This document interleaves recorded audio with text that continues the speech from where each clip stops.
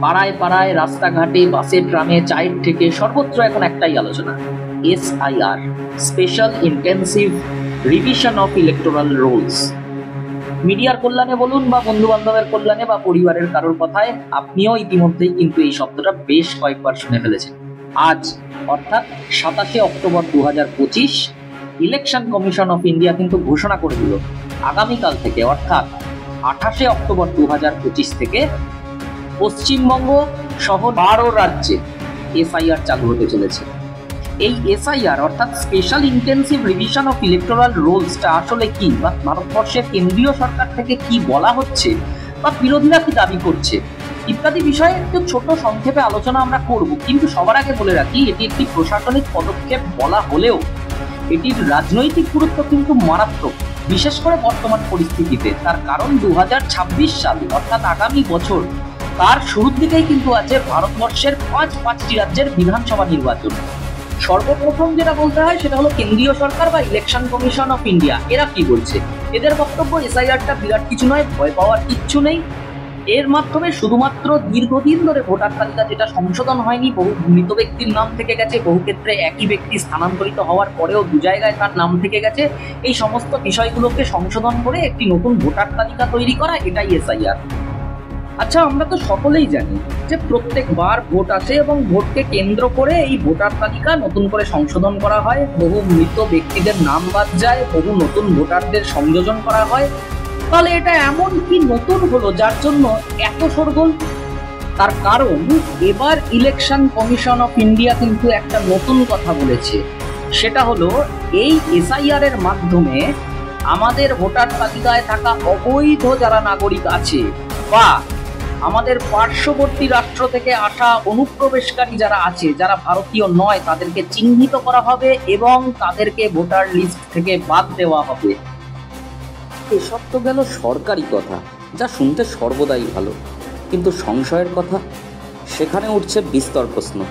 সেগুলোতে আসবো, কিন্তু সবার আগে আসছে একটা প্রচারের কথায়, যেখানে একই পার্টির ভিন্ন ভিন্ন স্তর থেকে ভিন্ন ভিন্ন কথা বলা হচ্ছে। হ্যাঁ, আমি বলছি ভারতীয় জনতা পার্টির কথা, যাদের একদম ওপরের স্তর থেকে অর্থাৎ সরকারের পক্ষ থেকে বলা হচ্ছে চিন্তার কিচ্ছু নেই, এর মাধ্যমে শুধুমাত্র অবৈধ নাগরিক ধরা হবে আর ধরে ধরে তাদের ভোটার তালিকা থেকে বার করা হবে। আবার একই দলের যারা ছোটোখাটো কর্মী, যারা পাড়ায় পাড়ায় ভাজপার প্রচার করেন বা সোশ্যাল মিডিয়া দাপিয়ে বেড়ান, তারা একটি জনমত তৈরি করছে যে এর মাধ্যমে মুসলমানদের ধরে ধরে দেশের বাইরে বার করা হবে। হ্যাঁ, সেই মুসলমানরা যারা অত্যন্ত নোংরা, অসভ্য, যাদের 4-5টা করে বউ, 12-14টা করে বাচ্চা, সংখ্যায় দিন দিন বাড়ছে, এরপর সব দখল করে নেবে, হিন্দু খাত্রে মে হ্যাঁ, ইত্যাদি ইত্যাদি ইত্যাদি। সবার আগে প্রশ্ন উঠছে আসাম নিয়ে। সেই আসাম যেখানে পশ্চিমবঙ্গের সাথে আগামী বছর একই সময় নির্বাচন সংগঠিত হবে, যেই রাজ্যের জনবিন্যাস অনুযায়ী বাংলার তুলনায় অধিক শতাংশ মুসলমান থাকে, তাদেরকে আবার প্রায় যখন তখনই বাংলাদেশি বলা হয়।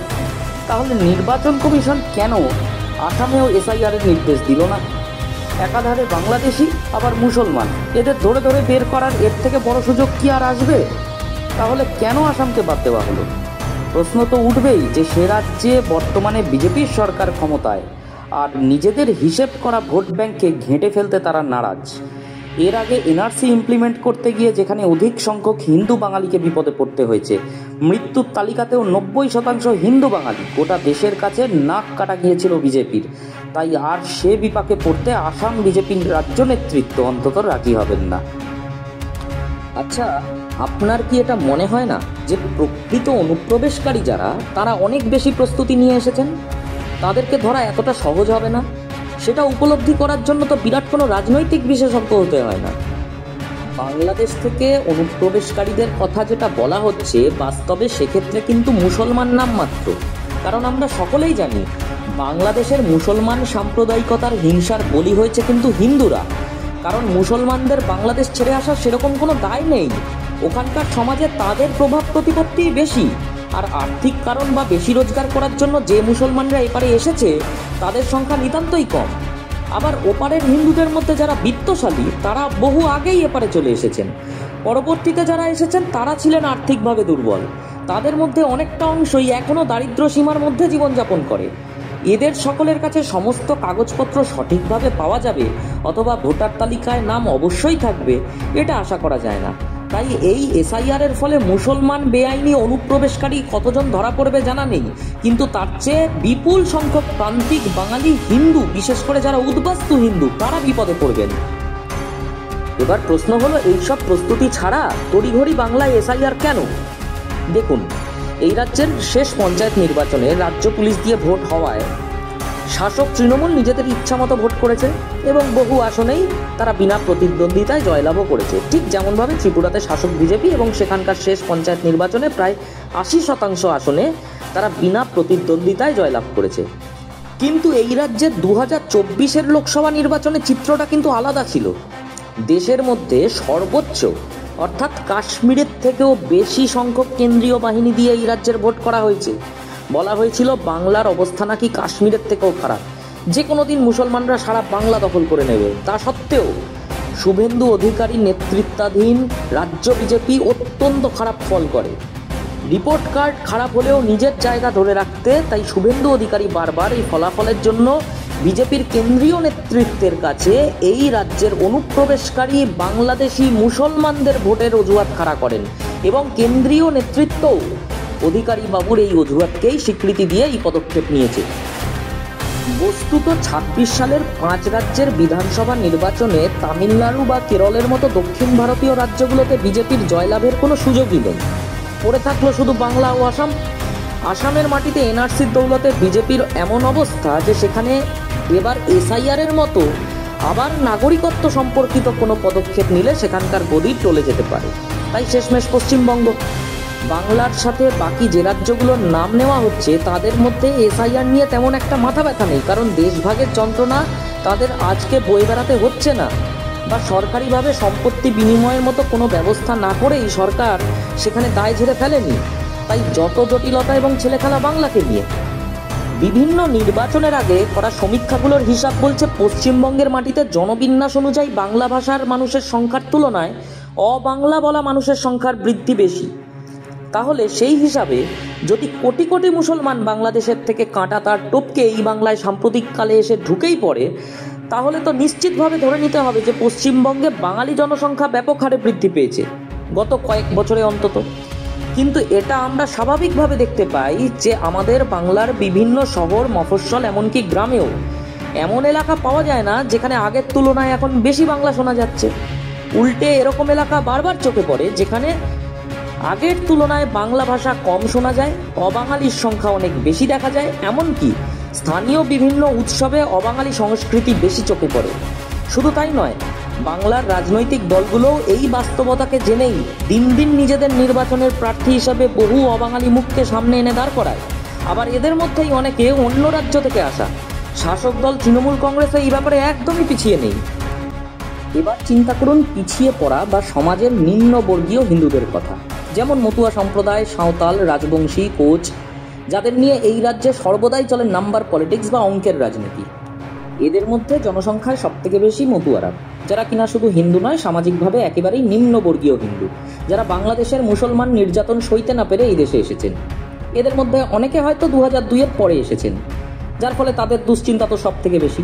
কিন্তু তার পাশাপাশি আশঙ্কার বিষয় হলো মতুয়ারা যারা 2002 সালের বহুকাল আগেই এদেশে এসেছেন, তাদের কি হবে? রাতের অন্ধকারে নির্যাতিত মানুষ প্রাণ বাঁচিয়ে যখন আসেন, তিনি রিফিউজি শংসাপত্র সঙ্গে নিয়ে আসবেন, এটা খুব অবাস্তব চিন্তা।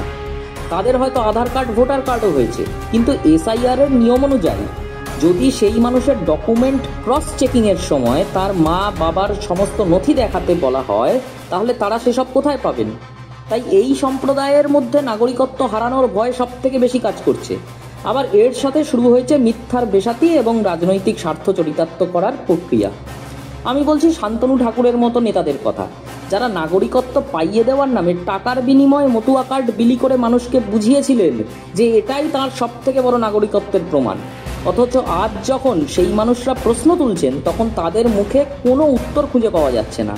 নিশীথ প্রামাণিকের মতো নেতা, যিনি আজ তৃণমূল, কাল বিজেপি, তিনি কেন্দ্রীয় নেতৃত্বের কাছে পয়েন্ট পাওয়ার আশায় বলেছিলেন যে তিনিই সিটিজেনশিপ অ্যামেন্ডমেন্ট অ্যাক্টে অ্যাপ্লাই করার প্রথম লোক হবেন।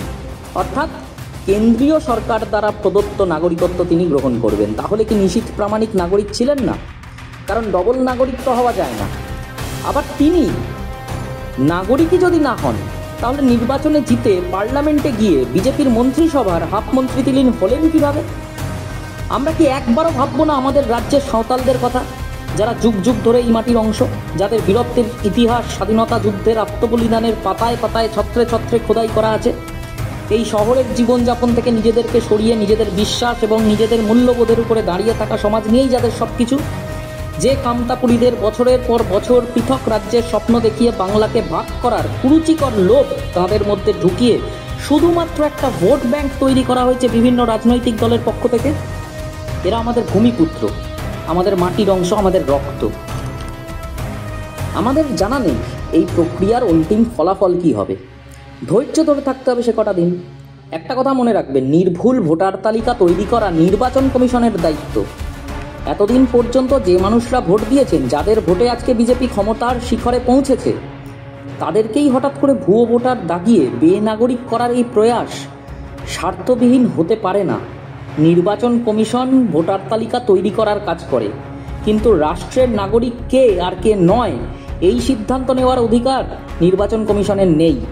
যদি কোটি কোটি বাংলাদেশি বাংলাদেশ থেকে ভারতে এসে থাকেন, তার দায় তো তাহলে কেন্দ্রীয় সরকারের নেওয়া উচিত। আমাদের মতো সাধারণ মানুষের ট্যাক্সের টাকা থেকে বিএসএফকে এত টাকা দেওয়ার পরেও কিভাবে এত অনুপ্রবেশকারী ঢুকলো?